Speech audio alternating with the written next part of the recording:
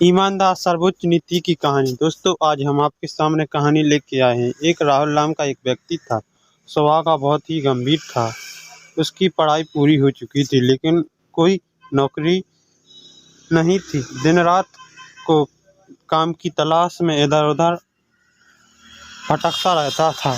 राहुल एक ईमानदार मनुष्य भी था, इसलिए उसे काम मिलने की मुश्किल आ रही थी। दिन इतने खराब हो चुके थे कि उसे मजदूरी करनी पड़ी। रोज रोटी के लिए उसके पास अब कोई विकल्प नहीं था। राहुल पढ़ा लिखा था, जो उसके व्यवहार से साफ ज़ाहिर होता था। एक दिन एक सेठ के घर राहुल मजदूरी कर रहा था। सेठ का ध्यान राहुल के ऊपर ही था। सेठ को समझ में आ रहा था कि राहुल एक पढ़ा लिखा समझदार लड़का है, लेकिन परिस्थिति बस उससे ऐसे मजदूरी के काम करना पड़ रहा है कि सेठ को अपने एक विशेष काम के लिए एक ईमानदारी व्यक्ति जरूरत है। उसने राहुल की परीक्षा लेने की सोचा।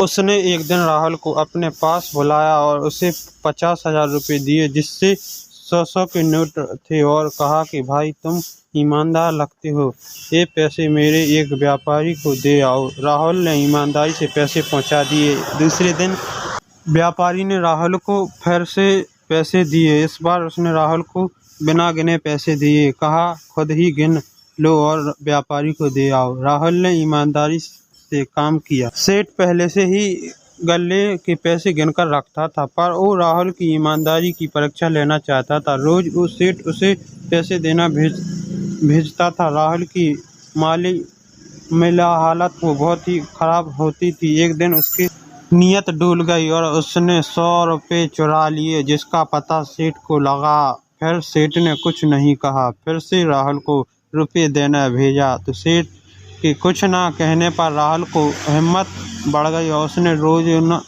चोरी शुरू कर दी। सेठ की उम्मीद थी कि राहुल उसे सच बोलेगा, लेकिन राहुल ने नहीं बोला। एक दिन सेठ ने राहुल को काम से निकाल दिया। वास्तविक में सेठ अपने जीवन का एक सहारा ढूंढ रहा था। उसकी कोई संतान नहीं थी। राहुल को भूला भाला जानकर उसने उसकी परीक्षा लेना सोची, तो अगर राहुल सच बोलता तो सेठ उसे अपनी दुकान सौंप देता। जब राहुल को इस बात का पता चला तो बहुत दुख हुआ और उसके स्वीकार किया। कैसी परिस्थितियों में ईमानदारी की सर्वोच्च नीति होती। दोस्तों, कैसा ही मुकाम आए, व्यक्ति को ईमानदारी का सच्चाई नहीं छोड़ना चाहिए। ईमानदारी जीवन को वो कमाई है जो मुश्किल है, लेकिन कभी गलत अंत नहीं होता है। मेरा एक उदाहरण आपको देता है। जब मैंने ब्लॉगिंग का काम शुरू किया तो मैं अपनी हर गलती अपने बॉस को बता देता था। मैंने अपने